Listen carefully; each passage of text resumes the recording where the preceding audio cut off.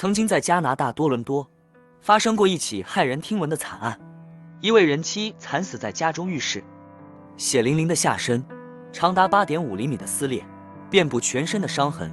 然而，凶手不是陌生人，而是枕边人。更令人大跌眼镜的是，凶手只被判较轻的刑罚——过失杀人。受害女子陈秋霜，毕业于加拿大约克大学，之后在多伦多儿童医院做护士。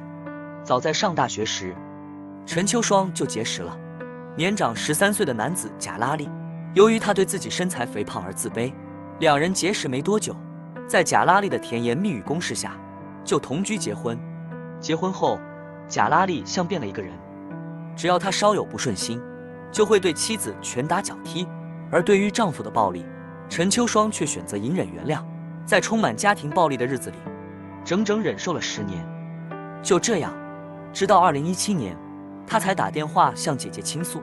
姐姐此时才得知，陈秋霜在10年前怀4胎时，贾拉利就强迫她进行虐待的性行为。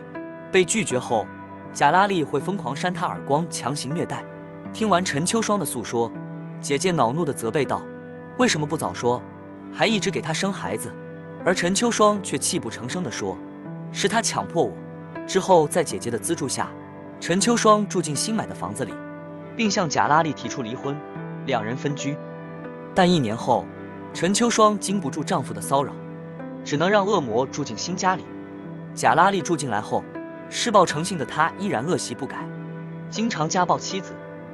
无奈之下，陈秋霜只得向姐姐抱怨，并将自己被打得惨不忍睹的照片以及贾拉利对她施暴的录音偷偷发给姐姐，以便作为日后遭遇不测时让法律惩罚恶魔。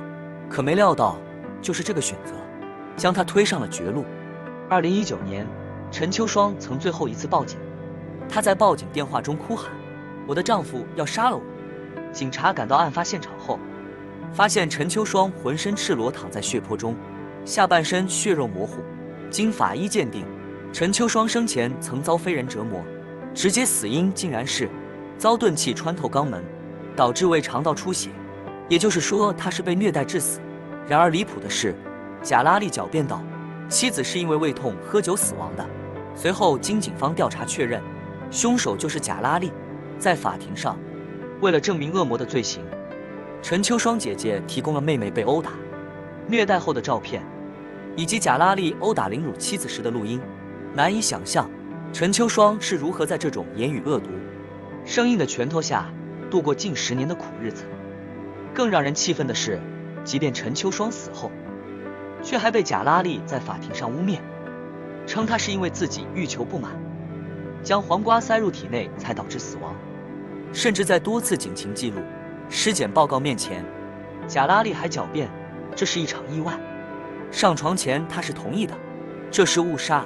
最终贾拉利狡辩获得成功，理由竟然是贾拉利不具备谋杀所需的精神状态，法院将他从开始的1级谋杀，于1年后改判为过失杀人。案情的结局令人愤慨却又无力改变，而对于陈秋霜的悲剧，时刻警醒着我们：婚姻中自卑者容易受制于人，对恶人隐忍，只能换来对方的得寸进尺。家暴只有0次和无数次的区别。不要相信一个家暴的丈夫会突然改过自新，远离家暴，及时止损，才是女人最大的清醒。